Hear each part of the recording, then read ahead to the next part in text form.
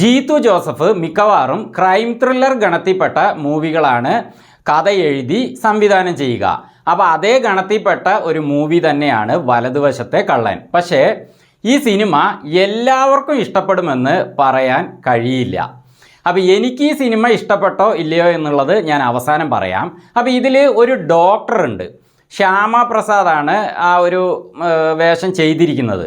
അപ്പോൾ ഈ ഡോക്ടർ ഇടയ്ക്കിടയ്ക്ക് വന്നിട്ട് രണ്ട് വ്യക്തികളെ ഉപദേശിക്കുന്നുണ്ട്.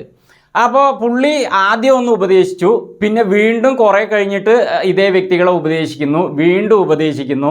അങ്ങനെ പുള്ളി ഇങ്ങനെ വന്ന് ഉപദേശിക്കുമ്പോൾ നമുക്ക് തോന്നുന്നത് ഈ രണ്ട് വ്യക്തികൾക്കും ബോധമില്ലേ, ഇവറ്റകൾ പോത്തുകളെ പോലെ വളർന്നില്ലേ. എന്നിട്ട് അതിലൊരാൾ പോലീസ് ഓഫീസറാണ്. അപ്പോൾ അദ്ദേഹത്തിന് സ്വന്തം കാര്യത്തിൽ ജീവിക്കാൻ മറ്റൊരാൾ ഇങ്ങനെ വന്ന് പറഞ്ഞുകൊണ്ടിരുന്നിട്ട് വേണോ എന്നൊക്കെ പലർക്കും തോന്നും, നമുക്ക് തോന്നും.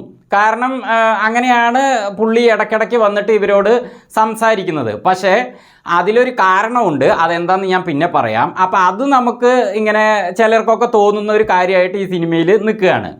പിന്നെ മറ്റൊന്ന്, ഇതിലെ ഒരു വ്യക്തി വന്നിട്ട് IQ ഉപയോഗിച്ചുകൊണ്ട് ക്രൈം ചെയ്യുന്നു, മറ്റൊരു വ്യക്തി വന്നിട്ട് അതേ IQ ഉപയോഗിച്ചുകൊണ്ട് ഇൻവെസ്റ്റിഗേഷൻ നടത്തുന്നു.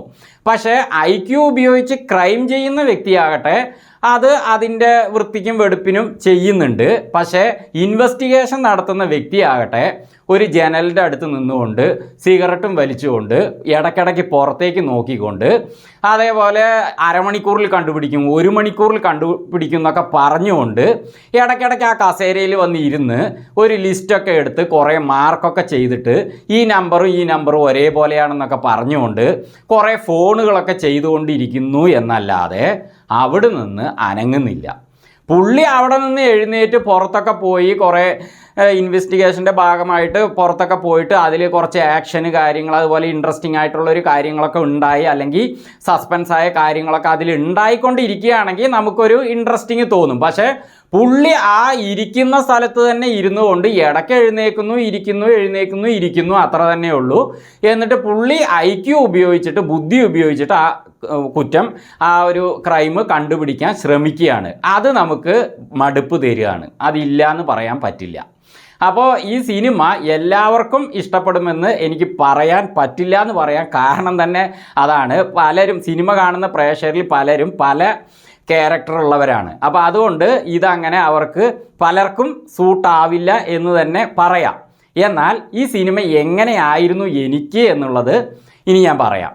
ഇതിൽ ഞാൻ ആദ്യം തന്നെ പറഞ്ഞില്ലേ, ഒരാൾ ഡോക്ടർ വന്നിട്ട് ഇങ്ങനെ കുറേ ഉപദേശിക്കുന്നു എന്ന്. പക്ഷേ അതെന്താ ഇങ്ങനെ ഉപദേശിച്ചുകൊണ്ടിരിക്കുന്നതെന്ന് നമുക്ക് തോന്നിയാലും യഥാർത്ഥത്തിൽ അവിടെ സംഭവിക്കുന്നത് ഈ ഡോക്ടർ ഈ രണ്ട് വ്യക്തികളുടെ സ്വഭാവവും അവസ്ഥകളെയും അവിടെ എടുത്തു കാണിക്കുകയാണ് ചെയ്യുന്നത്. കാരണം അത് ഈ സിനിമയുടെ കഥയ്ക്കും തിരക്കഥയ്ക്കും അത്യാവശ്യമാണ്, പ്രാധാന്യമുള്ള കാര്യം തന്നെയാണ്. അത് നമുക്ക് സിനിമ കഴിയുമ്പോഴേക്കും മനസ്സിലാവും. അപ്പോൾ അതിനായിട്ട് ഒരാളവിടെ വേണം, ഇവരുടെ അവസ്ഥകളെ ചൂണ്ടിക്കാണിക്കുക, എടുത്തു കാണിക്കുക, മനസ്സിലാക്കിച്ച് തരാൻ. അതാണ് ആ ഡോക്ടർ അവിടെ സത്യത്തിൽ ചെയ്യുന്നതെങ്കിലും നമുക്ക് ഇതെന്താ ഇങ്ങനെ, ഇതിൻ്റെ ആവശ്യമുണ്ടോ എന്ന് തോന്നിപ്പോവുകയാണ് ആദ്യം. പക്ഷേ അത് പിന്നീട് നമുക്ക് മനസ്സിലാകുന്നുണ്ട്. പിന്നെ അതേപോലെ ഇതിൽ ഈ കുറ്റം ചെയ്യുന്ന ആൾ കറക്റ്റായി ചെയ്യുന്നു, പക്ഷേ തെളിയിക്കുന്ന ആളാകട്ടെ അത് ഞാൻ നേരത്തെ പറഞ്ഞ പോലെ ഇങ്ങനെ ചെയ്യുന്നത് കൊണ്ട് നമുക്കൊരു മടുപ്പ് തോന്നിക്കുന്നുണ്ടെങ്കിലും യഥാർത്ഥത്തിൽ ഈ സിനിമയുടെ കഥയും തിരക്കഥയും ഗംഭീരം തന്നെയാണ്. നല്ല തിരക്കഥ തന്നെയാണ് ഈ സിനിമയുടെ കഥാകൃത്ത്, അതായത് ഡിനു തോമസ് എലാനാണ് ഇതിൻ്റെ സ്റ്റോറിയും സ്ക്രീൻ പ്ലേയും ചെയ്തിരിക്കുന്നത്. പുള്ളി നല്ല പക്കാവായിട്ടുള്ള സ്ക്രീൻ പ്ലേ തന്നെയാണ് ചെയ്തിരിക്കുന്നത്. ആ സ്ക്രീൻ പ്ലേയിൽ വരുന്ന സംഭവങ്ങൾ തന്നെയാണ് ഈ ഡോക്ടറും അതൊക്കെ ഈ ഒരു തിരക്കഥയ്ക്ക് പ്രാധാന്യം അർഹിക്കുന്നുണ്ട്. അത് അവസാനമാകുമ്പോഴേക്കും മനസ്സിലാവുന്നുണ്ട്. അതേപോലെ ഇതിലെ ജോജുവിൻ്റെ കഥാപാത്രം, ഈ സിനിമ കഴിഞ്ഞ് നമ്മൾ പുറത്തേക്ക് ഇറങ്ങുമ്പോൾ ജോജുവിൻ്റെ കഥാപാത്രമാണ് കൂടുതലായിട്ട് മനസ്സിൽ നിൽക്കുന്നത്. കാരണം എന്താണെന്ന് വെച്ചാൽ അദ്ദേഹത്തിന് തൻ്റെ മകളോടുള്ള സ്നേഹം, ആ സ്നേഹം വെളിപ്പെടുത്താനുള്ള അദ്ദേഹത്തിൻ്റെ ആ വീടിൻ്റെ ആ ഒരു ഷേപ്പ്, ഭംഗിയൊക്കെ, അതേപോലെ ആ ലൊക്കേഷൻ, അതേപോലെ അദ്ദേഹത്തിൻ്റെ ആ ഒരു ശാന്തമായ ഭാവത്തിലുള്ള സംസാരം, അതേപോലെ ആ സ്നേഹം വെളിപ്പെടുത്താനായിട്ട് ഈ സിനിമയിൽ നല്ലൊരു പാട്ടും ഉണ്ട് കേട്ടോ.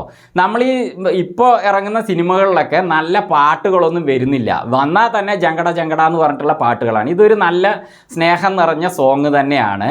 അപ്പോൾ ഇതൊക്കെ തന്നെ ജോജുവിൻ്റെ കഥാപാത്രത്തിൽ സ്നേഹത്തിനൊരു ഉത്തമ ഉദാഹരണം പോലെ നമ്മുടെ മനസ്സിൽ സിനിമ കഴിഞ്ഞ് പുറത്തിറങ്ങുമ്പോൾ പുള്ളി തങ്ങി നിൽക്കുന്നു. ബിജു മേനോൻ്റെ ആൻ്റണി സേവിയർ ക്യാരക്ടർ അവസാനമാകുമ്പോഴേക്കും ഒരു സംഭവം തുറക്കേണ്ട സമയം വരുന്നുണ്ട്. എന്താണെന്നൊക്കെ സിനിമ കണ്ട് മനസ്സിലാക്കാം. അപ്പോൾ ആ സമയത്ത് പുള്ളി എടുക്കുന്ന തീരുമാനമൊക്കെ നമ്മളെ ഒരു നല്ല തീരുമാനമായിട്ടും അതേപോലെ നമ്മളെ ചിന്തിപ്പിക്കുന്ന രീതിയിലുമാണ് ആ കഥാപാത്രം സിനിമ കഴിഞ്ഞ് പുറത്തിറങ്ങുമ്പോൾ നമുക്ക് ഫീൽ തരുന്നത്. അപ്പോൾ രണ്ട് കഥാപാത്രങ്ങൾക്കും തന്നെ നല്ല പ്രാധാന്യമുണ്ട്. അതേപോലെ തന്നെ ഈ സിനിമയിലെ വില്ലനെ നമുക്ക് അങ്ങനെ ഊഹിച്ചെടുക്കാൻ കഴിയുന്നില്ല. ആ രീതിയിൽ തന്നെയാണ് തിരക്കഥ എഴുതിയിരിക്കുന്നത്. സാധാരണഗതിയിൽ ഞാനൊരു സിനിമ കണ്ടൊരു പകുതിക്ക് മേലെ എത്തുമ്പോഴേക്കും തന്നെ ഇതിൻ്റെ കാര്യങ്ങൾ എന്താണെന്ന് മനസ്സിലാകും. പക്ഷേ കുറേ കാര്യങ്ങളൊക്കെ എനിക്ക് മനസ്സിലായി. എന്താണ് ജോജു ജോർജ് ചെയ്യുന്നത്, അത് എങ്ങനെയാണ് അവസാനം എത്തുക, അതൊക്കെ എനിക്ക് മനസ്സിലായി. പക്ഷേ ഇതിലെ വില്ലൻ്റെ കാര്യങ്ങളൊന്നും എനിക്ക് അങ്ങനെ പിടികിട്ടിയില്ല. അതൊക്കെ നല്ല സസ്പെൻസ് തന്നെയാണ് ഈ സിനിമയിൽ അവർ അങ്ങോട്ട് അങ്ങനെ കൊണ്ടുപോയിരിക്കുന്നത്. ചുരുക്കി പറഞ്ഞാൽ മക്കളോട് സ്നേഹമുള്ള മാതാപിതാക്കളെ ഈ സിനിമയിൽ കാണിക്കുന്ന സ്നേഹം അങ്ങനെ ഫീൽ ചെയ്യിപ്പിക്കുന്നുമുണ്ട്. അതേപോലെ ഇങ്ങനെയൊന്നും ആകരുത് എന്നൊരു ചിന്തയും നൽകുന്നുണ്ട്. എനിക്ക് ഈ സിനിമയിൽ ആ ഇൻവെസ്റ്റിഗേഷൻ്റെ ഭാഗമൊക്കെ ഒന്നുകൂടി ഇൻട്രസ്റ്റിംഗ് ആയിട്ട് മടുപ്പുളവാക്കാതെ എടുക്കാമെന്ന് തോന്നി. പക്ഷേ ഇതിൻ്റെ കഥയും തിരക്കഥയും ഒക്കെ സിനിമ കഴിഞ്ഞ് പുറത്തേക്ക് ഇറങ്ങിയപ്പോഴേക്കും നല്ല സംഭവങ്ങൾ തന്നെയാണ്, നല്ല പൂർത്തീകരണം ഉള്ളതായിട്ട് തന്നെയാണ് ഫീൽ ചെയ്തത്. അതേപോലെ ഇതിലെ കഥാപാത്രങ്ങളും കുഴപ്പമില്ല എന്ന് തോന്നി. പക്ഷേ എന്നിരുന്നാലും എല്ലാവർക്കും ഈ സിനിമ ഇഷ്ടപ്പെടുമെന്ന് പറയാനും കഴിയില്ല.